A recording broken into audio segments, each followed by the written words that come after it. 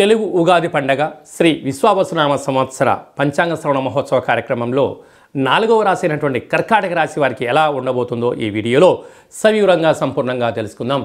కర్కాటక రాశిలో ఏ నక్షత్రాలు వస్తాయనగా పునర్వసు నక్షత్రంలోని చివరి పాదం 4వ పాదము, పుష్యమీ నక్షత్రంలోని 4 పాదాలు, ఆశ్లేష నక్షత్రంలో 4 పాదాలు కలిపితే కర్కాటక రాశి.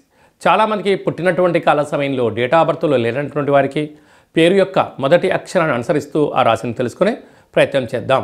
హీ, హూ, హే, హో, డా, డి, డు, డే, డో అక్షరాల వారందరూ కర్కాటక రాశి జాతకులే. కర్కాటక రాశి యొక్క అధిపతి చంద్రభగవానుడు.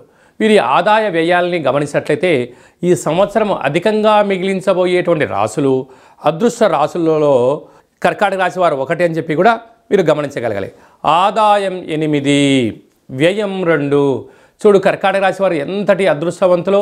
ఒకవైపు అష్టమస్థాన శని వెళ్ళిపోయిన వెనువెంటనే వీరికి అద్భుతమైనటువంటి ధనపరమైన యోగం ఉంది అని చెప్పి గమనించగలగాలి.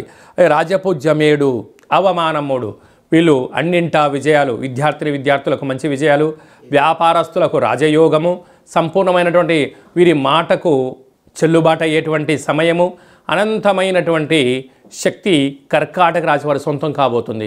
కర్కాటక రాశి వారి యొక్క అదృష్టం ఏమిటయ్యనగా రాశాధిపతి చంద్రభగవానుడు ఈ సంవత్సరం మంత్రివర్యులు.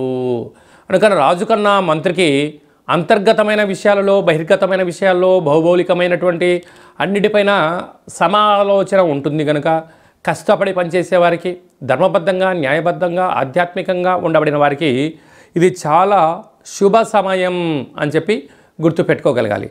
అదే కాకుండా 18 సంవత్సరాల తర్వాత కేతు భగవానుడు సింహరాశిలోకి, 18 సంవత్సరాల తర్వాత కర్కాటక రాశి వారికి అష్టమ స్థానంలోకి రాహు, 30 సంవత్సరం తర్వాత శని భగవానుడు మీనరాశిలో సంచారము, 12 సంవత్సరాల తర్వాత కర్కాటక రాశి వారికి వ్యయంలో గురు సంచార స్థితి ఉండడము చాలా యోగదాయకంగా భావించగలగాలి. కాకపోతే నీటి వ్యాపారస్తులు, హోటల్ వ్యాపారస్తులు, సాఫ్ట్వేర్ ఉద్యోగస్తులు, వ్యవసాయ సోదరీమణులు, ట్రాన్స్పోర్ట్స్, వాహన కార్యక్రమాలు, జిమ్ సెంటర్లు, బ్యూటీ పార్లర్స్ నడిపించే వారందరికీ ఓపిక, పట్టుదల, శుచి, శుభ్రత చాలా అవసరం అని చెప్పి గుర్తుపెట్టుకోగలగాలి.